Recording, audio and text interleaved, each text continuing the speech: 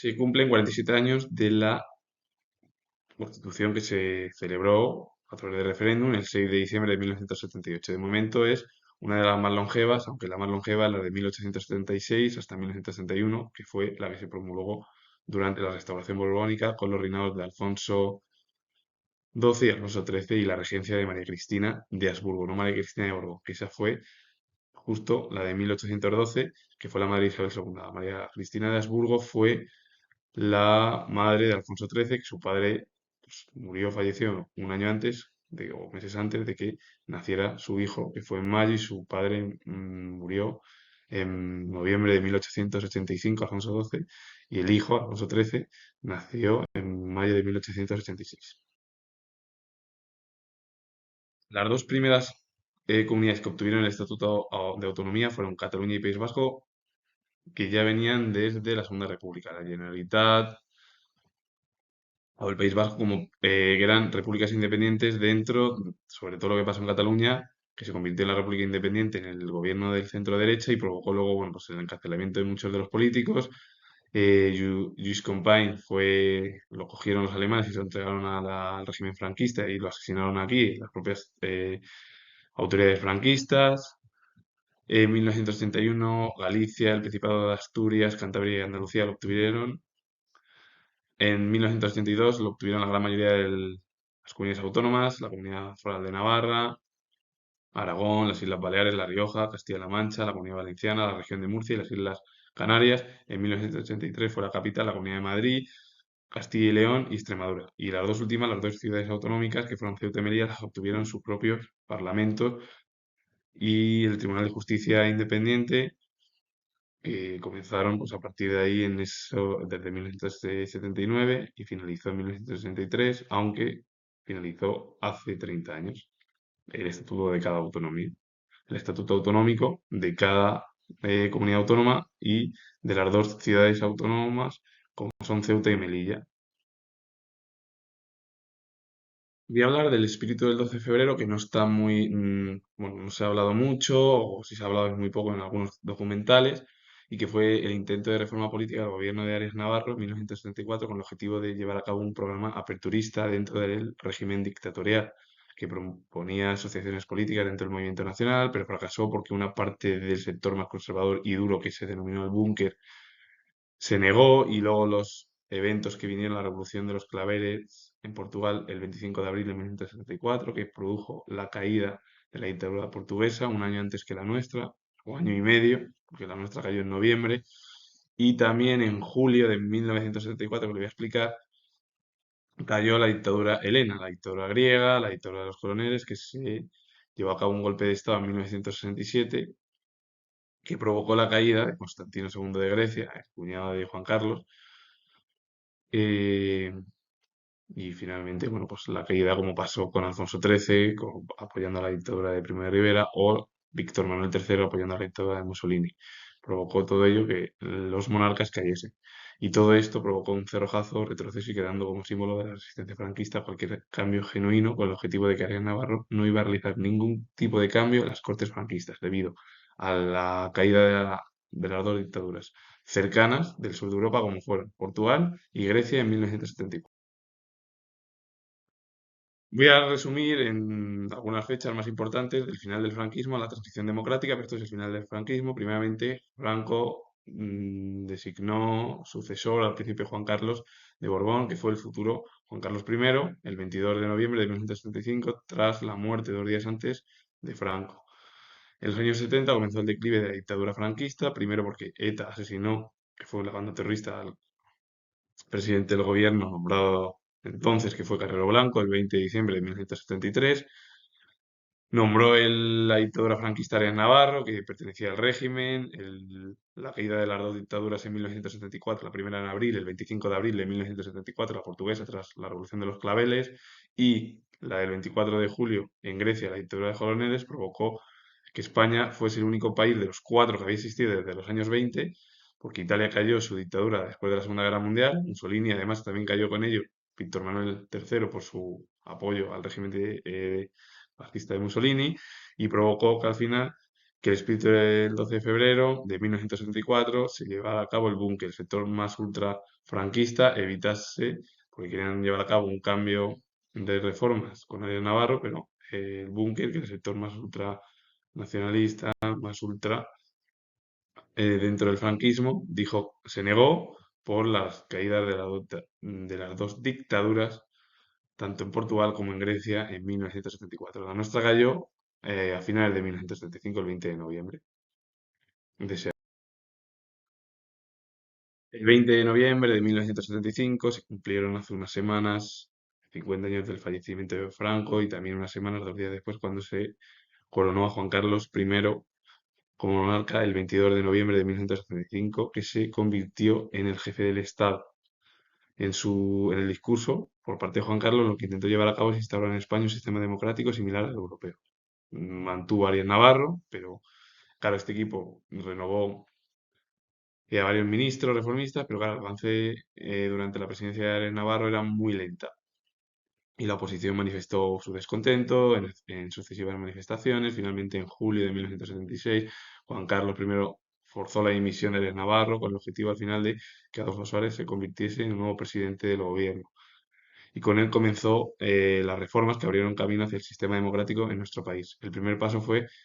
la ley para la reforma política, que la respaldaron los españoles por referéndum, nada más que votaciones siempre, y a partir de ahí Adolfo Suárez decretó una amnistía para los presos políticos durante el régimen franquista y legalizó el resto de partidos políticos. Y convocó el nuevo presidente del gobierno, nombrado por Juan Carlos I, nuevas elecciones el 15 de junio de 1977, que de aquí a 2 años, en ese año se van a cumplir 50 años de las primeras elecciones democráticas, que las últimas que se celebraron fueron en febrero de 1976, cuando el triunfo lo obtuvo el Frente Popular y provocó a los meses posteriores, porque fue en febrero, en julio, el conflicto civil, que fue la Guerra Civil española, de los más sangrientos y recientes de nuestra historia, que debíamos todo el mundo de recordar. Pero como la historia hoy en día no interesa, pues así sucede. Pero el gobierno de Alfonso Suárez no lo tuvo muy fácil, primero porque la situación en España era muy tensa. Había una crisis económica muy fuerte, los atentados terroristas bueno, se intensificaron aún más, ETA, el Grapo, grupos de extrema derecha, bueno, Adolfo Suárez legalizó en Semana Santa el Partido Comunista, esto no gustó a los mandos del ejército y tampoco debido al miedo, porque claro, España bueno, tenía la base del franquismo que era totalmente opuesta al comunismo. Y luego los atentados terroristas que asesinaron a muchos militares bueno, pues en el periodo de la transición democrática, o de la transición española. El 15 de junio de 1977 se convocaron elecciones por parte de Adolfo Suárez y que se celebraron ese día con el triunfo de Unión de Centro Democrático, UCD, liderado por Adolfo Suárez, se convirtió en presidente en ese año.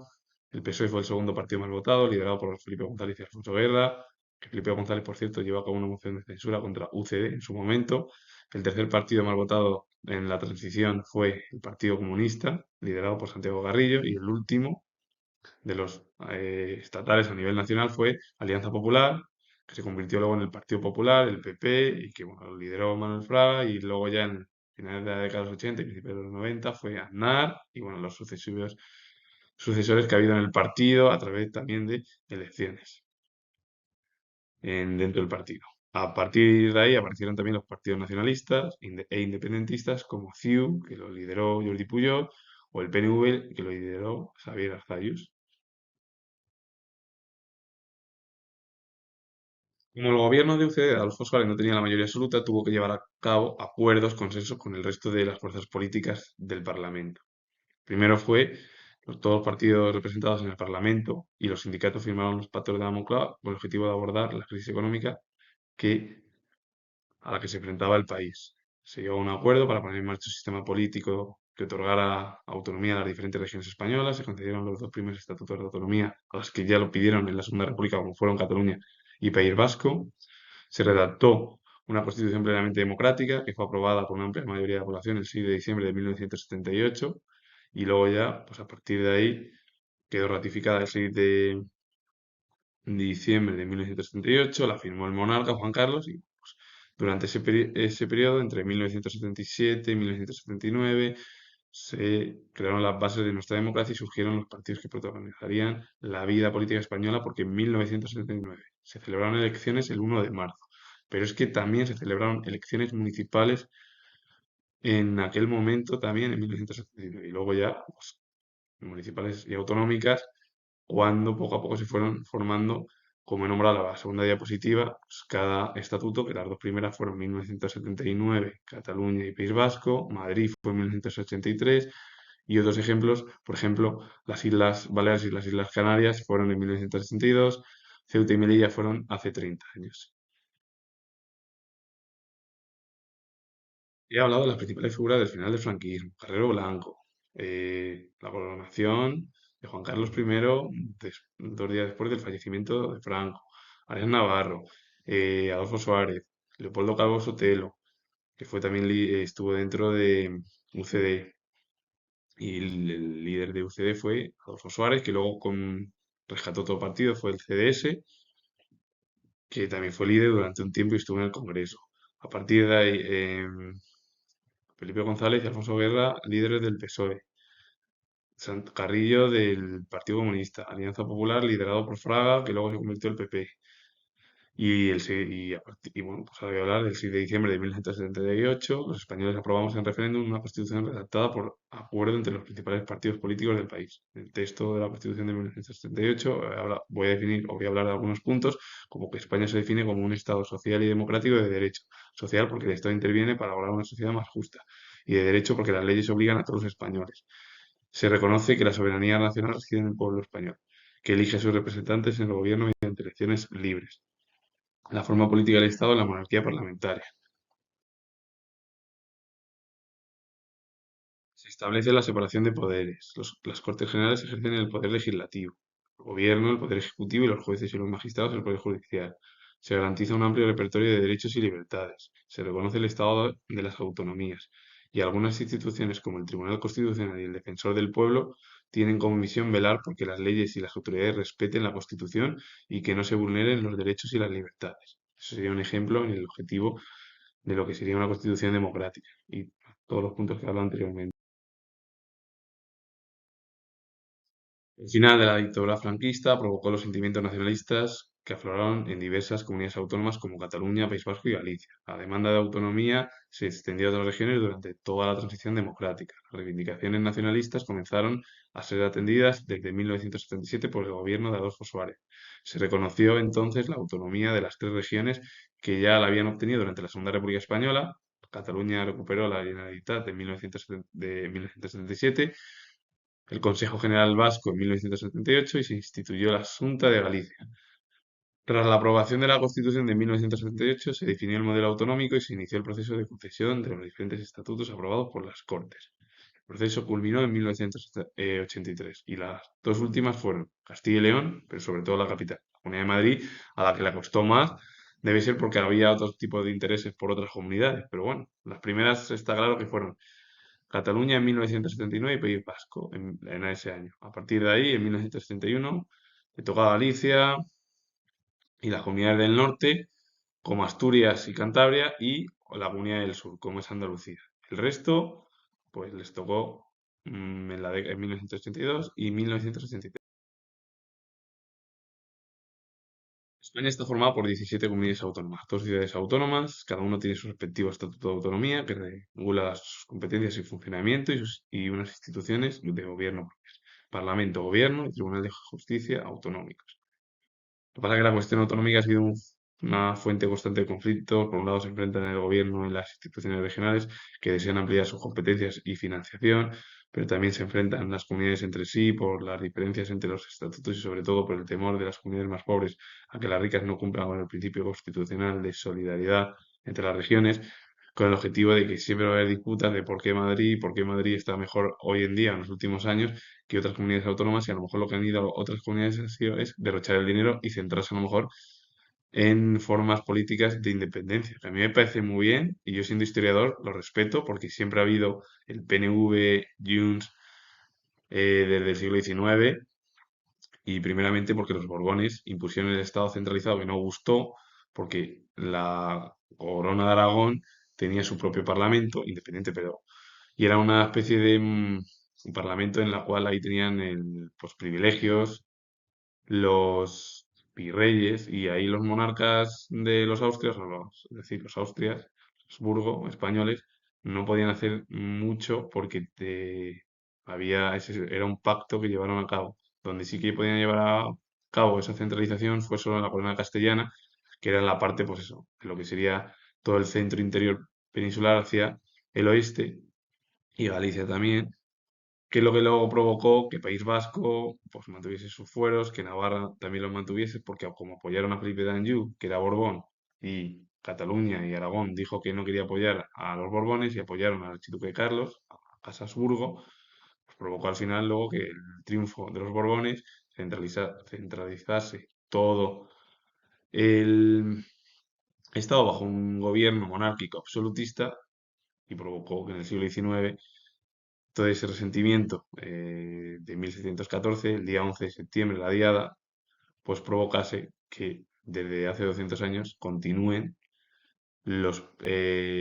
partidos vasco y catalán, pues quieran obtener su propia independencia del Estado español, ya Estado de España, punto. Y con ello finalizo. Si os ha gustado este vídeo relacionado con la Constitución hoy, que se cumplen 47 años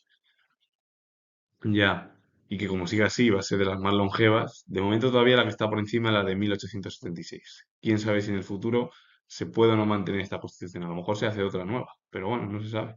De momento es la segunda más longeva de todas, porque mira que ha habido constituciones